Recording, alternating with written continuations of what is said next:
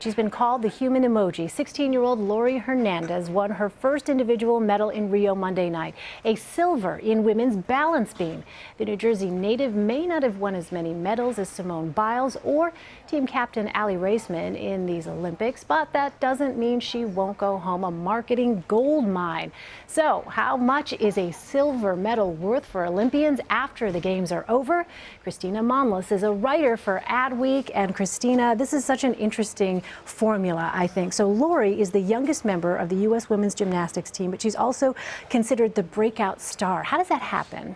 Well, it has a lot to do with personality. When you see someone as bubbly and approachable and fun as her, I mean, even those pictures of her and Zac Efron those are so cute, yeah. They're adorable. Yeah. And they make her seem so relatable. So it has a lot to do with that. And then, you know, we live in an age of social media, so if someone's gifable or, you know, if you can tweet a lot about them, it means they're going to break out a little easier. So besides personality, what makes for a marketable athlete? Well, it's someone who has a really good story, or someone who is maybe younger in their career. She's 16. She's the future of the Olympics. It's likely we're going to see her in Tokyo.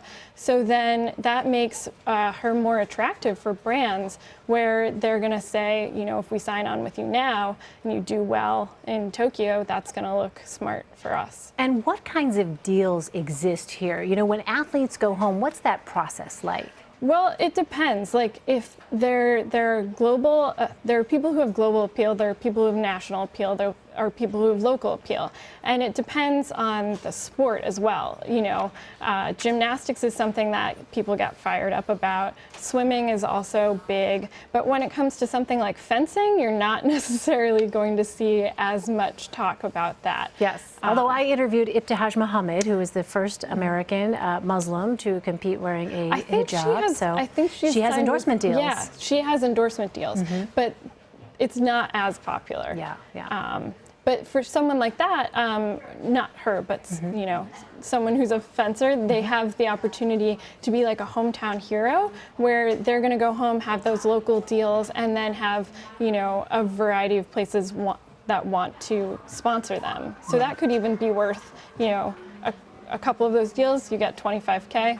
Yeah. Something like that. Yeah. And I should say, she is the first American to compete in the Olympics wearing a hijab, but she's got a big presence on social media and a lot of followers. And that's also key. That's key too. Yeah. That to me is interesting, how that factors in. Do we know exactly, is there a number of followers that you need to have? It's not exactly like, you know, certainly having a lot of followers is good, but, you know, if there's like an open communication and the way that, you know, the way that you're telling your story is something that's attractive for these brands, then that's also going to help. I mean, these seem like such big decisions for young athletes to make. What are the risks that they take on by, you know, signing on to certain products or campaigns? Well, for some people who are younger, you know, they're going to turn down these things. Like Katie Ledecky, she is going to turn these deals down to be able to compete in college.